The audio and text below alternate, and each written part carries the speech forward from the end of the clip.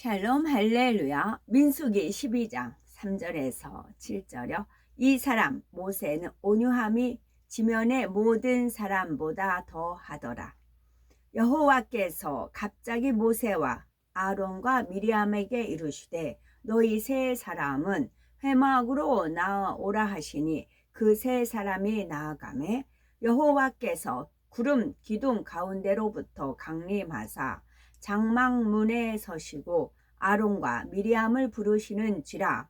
그 두 사람이 나아가매 이르시되 내 말을 들으라. 너희 중에 선지자가 있으면 나 여호와가 환상으로 나를 그에게 알리기도 하고 꿈으로 그와 말하기도 하거니와 내 종 모세와는 그렇지 아니하니 그는 내 온 집에 충성함이라.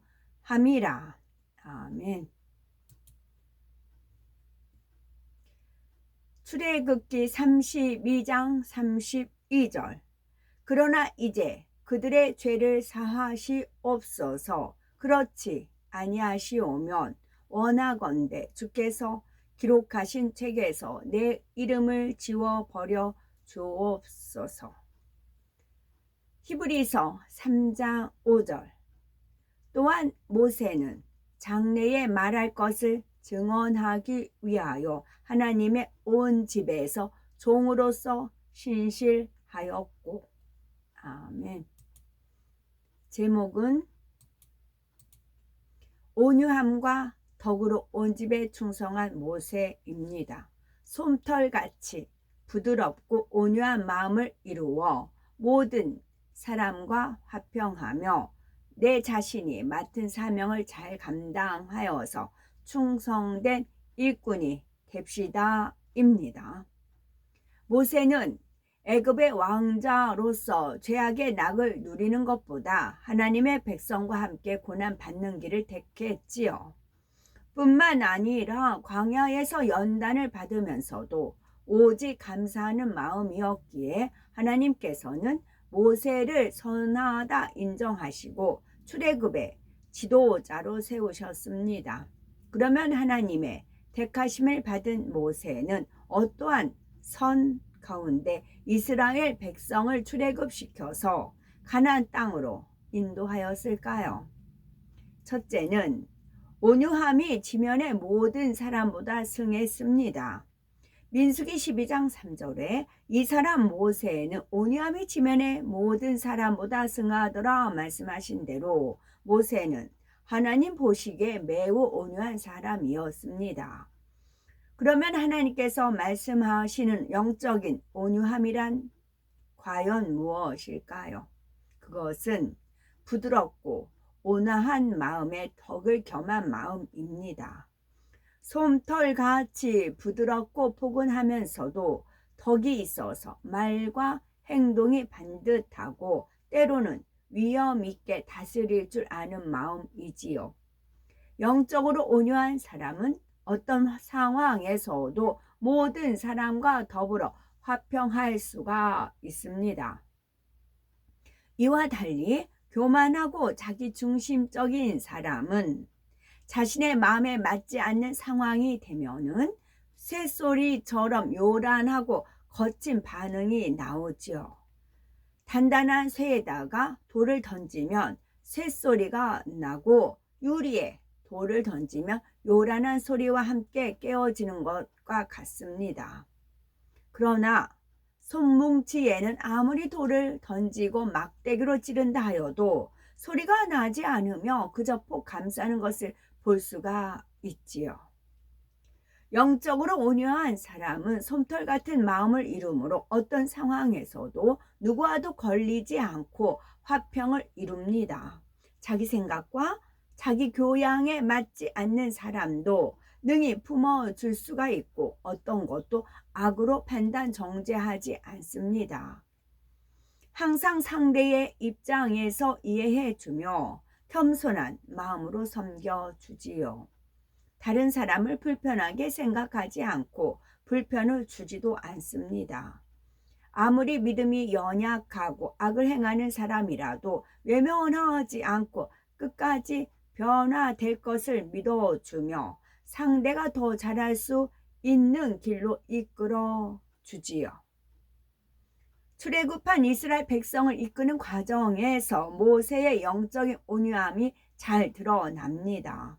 그는 장정만 해도 60만 명에 이르는 이스라엘 백성을 출애굽시켜 가나안 땅까지 인도하는 40년의 여정에서 힘들고 어려운 상황을 많이 겪었습니다. 모세의 믿음과 모세의 순종으로 홍해를 마른 땅과 같이 건넜지만 광야길을 가는 동안에 마실 물이 없자 이내 백성들은 불평하며 모세를 원망했습니다. 그런데도 모세는 믿음이 없는 백성을 용납하며 하나님께 부르짖어 기도함으로 마라에 쓴물이 단물이 되게 했지요. 마라에서 물을 마신 그들은 얼마 지나지 않아서 이번에는 양식이 없다는 이유로 모세를 원망합니다.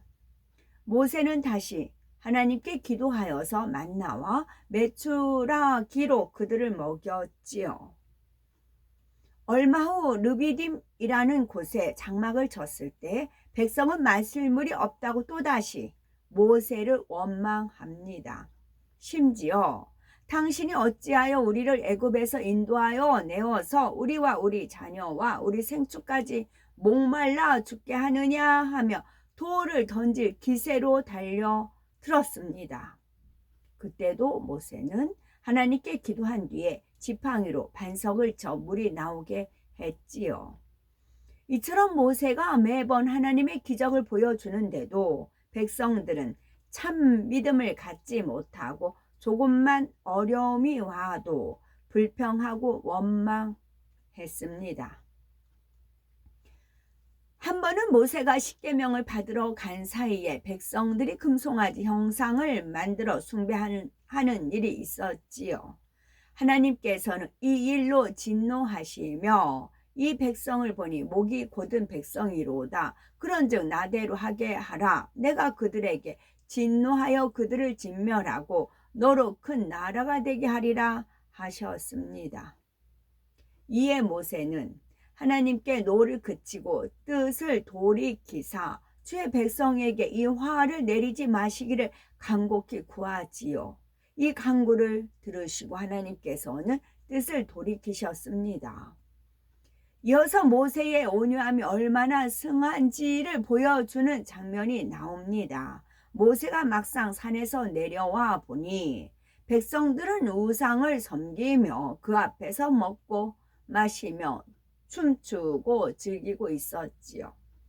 그들이 하나님 앞에 크게 범죄한 사실을 안 모세는 심히 애통하며 다시금 하나님께 간구하지요. 슬프도소이다. 이 백성이 자기들을 위하여 금신을 만들어 싸우니 큰 죄를 범하였나이다. 그러나 합의하시면 이제 그들의 죄를 사하시옵소서. 그렇지 않사오면 원컨대 주의 기록하신 책에서 내 이름을 지워버려 주옵소서. 여기서 주의 기록하신 책이란 생명책을 말합니다. 생명책에서 이름이 지워지면 구원받지 못합니다. 그대로 지옥불에 떨어지지요. 이런 사실을 너무나도 잘 아는 그였지만 백성들이 멸망당하도록 내버려 둘 수 없었기에 자기 생명을 담보로 간절한 중보 기도를 올린 것입니다. 하나님께서는 이 기도를 들으시고 그들을 멸하려던 뜻을 돌이키십니다. 모세는 자신의 생명과 맞바꿔서라도 백성들을 구원하기 원하는 마음이었지요. 원수를 위해서 생명까지 줄 수 있는 최고의 선으로 백성들을 품고 가려 했기에 하나님께서는 모세의 온유함이 지면의 모든 사람보다 승하다고 인정하신 것입니다. 우리는 모세의 온유함을 얼마나 닮았는지요. 내 자녀 하나 품지 못해서 다투지는 않는지요.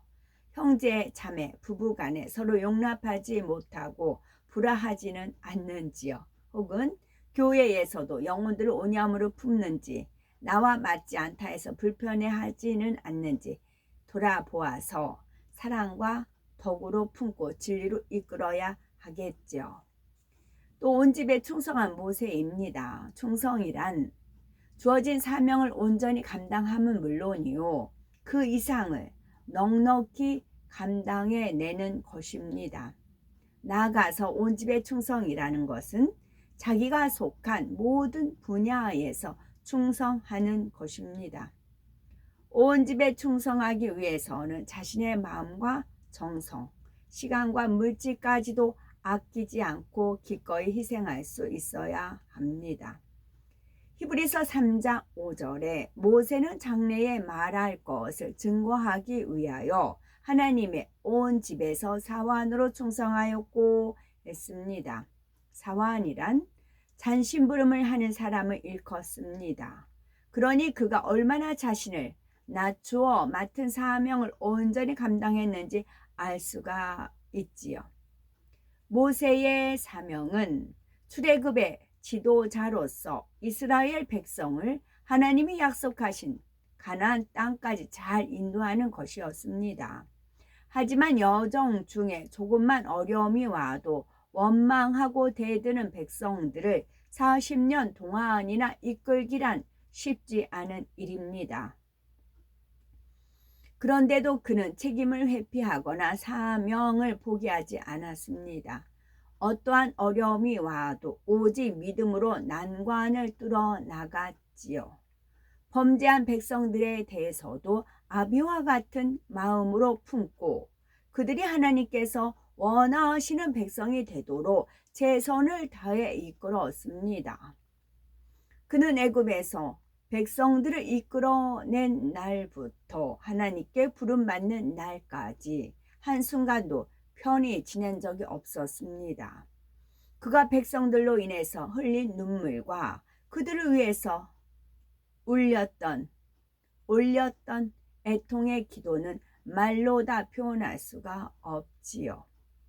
이러한 마음 중심이었기에 하나님께서는 그를 신뢰하며 큰 권능을 나타내 주셨습니다.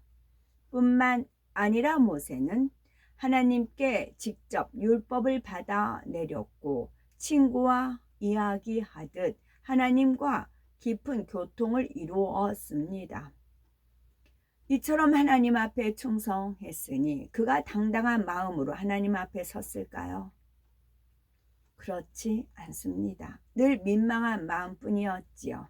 출애굽 1세대 중 가나안 땅에 들어간 사람은 여호수아와 갈렙 단 2명에 불과했고 정작 가나안 땅을 정복한 사람은 출애굽 2세대였습니다.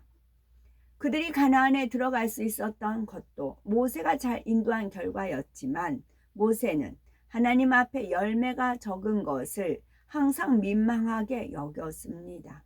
명령받은 것을 다 행한 후에도 할 일을 한 것뿐입니다 라고 고백하는 무익한 종의 마음보다 더 겸비한 마음이었지요. 혹여 우리는 내게 맡겨진 사명이 무겁고 힘이 든다, 사명을 놓고 싶다, 쉬고 싶다라는 생각을 해본 적이 있는지요? 그러셨다면 이스라엘 백성을 출애굽시킬 때에 하나님께 부름받은 순간까지 한식도 마음을 놓지 못했던 모세의 마음을 생각해 보시기 바랍니다. 온 집에 충성하고도 열매가 적은 것을 민망히 여기는 모세의 겸비한 마음을 떠올려 보며 더욱 충성하시기 바랍니다. 수요일이었어요. 수요일날 이제 한강변 지나서 이제 버스가 가는데 바로 제 앞에 버스가, 제가 환승할 버스가 앞에 가고 있었어요. 급하진 않지만 이제 그 버스를 바꿔 타면 이제 좋겠다 그런 마음을 품고 있었어요. 그래서 이제 정류장에 이 버스가 또 금방 또 탈 사람이 없으면 얼른 지나가 버리잖아요. 제가 탄 버스가 탈 사람이 있으면 좀 정체가 되고요. 그래서 이제 저 버스 샀으면 좋겠다. 그러면 다음 정류장의 상황을 보고 제가 옮겨 탈 수 있으면 이 버스에서 내려서 옮겨 타고, 그렇지 않고 제가 이제 내리기도 전에 그 버스가 쌩 지나가면 뭐 다음 버스 기다리지 뭐, 그렇게 하고 있었어요. 그렇게 딱 생각을 품었어요. 그리고 다음 정류장을 이제 상황이 어떻게 된가 봐야지 하고 있었네요. 그랬더니 웬걸, 제가 탄 버스가 갑자기 속도를 내는 겁니다. 속도를 내더니 그 버스를 앞질러 가는 거예요. 앞질러 가는 거예요. 그래서 제가 뒤를 봤어요. 뒤를 봤더니 그 버스가 이제 뒤따라오지요. 이제 정류장이 왔어요. 근데 정류장이 왔어도 이제 이 버스가 바로 쫓아오면 또 못하잖아요. 그래서 이제 있는데 이 버스가 한참 안 오는 겁니다. 속도를 늦췄나 봐요. 그래가지고 제가 탄 버스를 내려서 넉넉히 기다렸다가 제가 타고자 하는 버스를 타고서는 이제 집에 왔어요.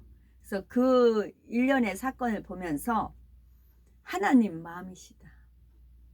하나님, 저는 제가 타 있는 버스가 추월해서 그 버스를 추월해서 앞질러 갈 줄은 미처 생각을 못했어요.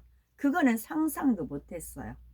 그냥 제 상황만 이제 돌아가는 거 봐서 움직여야 되겠다, 행동해야 되겠다 했어요. 그런데 아니요. 하나님은 우리 생각보다 깊고 넓고 높고 위대하십니다. 영광 받으소서. 아멘.